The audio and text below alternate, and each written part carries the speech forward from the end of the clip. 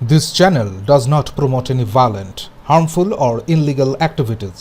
All content provided by this channel is meant for an educational purpose only. Barabani বিধানসভা কেন্দ্রে বিজেপির প্রার্থী কে হবেন তা নিয়ে দীর্ঘদিন ধরেই জল্পনা চলছিল রাজনৈতিক মহল থেকে সাধারণ মানুষের মধ্যে।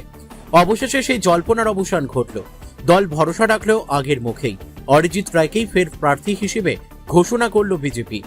প্রথম দিকে প্রার্থী হওয়ার প্রত্যাশায় অরিজিৎ রায় জোর কদমে প্রচার শুরু করেছিলেন। দলীয় কর্মীদের নিয়ে এলাকায় ঘুরে জনসংযোগ, সভা সমিতি সব মিলিয়ে প্রচারে গতি ছিল চোখে পড়ার মতো। কিন্তু বিজেপির প্রথম দফার প্রার্থী তালিকায় বারাবণীর নাম না থাকায় কিছুটা হলেও অনিশ্চয়তা তৈরি হয়। সেই সময় থেকেই তার প্রচারের তীব্রতা কমতে শুরু করে বলে স্থানীয়দের একাংশের দাবি।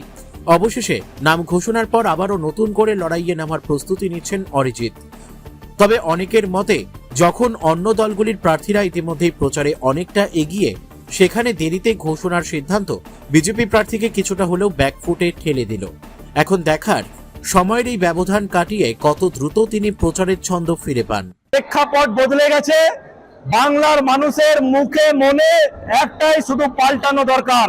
এই আওয়াজ শুধু অলিতে গলিতে গ্রামে গঞ্জে মানুষ মনে গেঁথে নিয়েছে পদ্ম ফুলটা। শুধু সময়ের অপেক্ষা।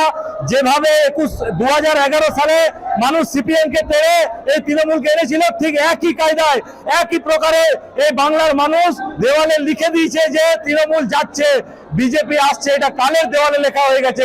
শুধু ভোট দানের অপেক্ষা। এবং বারাবণীর মানুষ তৈরি। এবং আমি একজন ভারতীয় জনতা পার্টির কার্যকর্তা হিসাবে আগামী দিনে পার্টির নেতৃত্বের আদেশ অনুসারে যেভাবে কাজ বলা হবে আমি করব।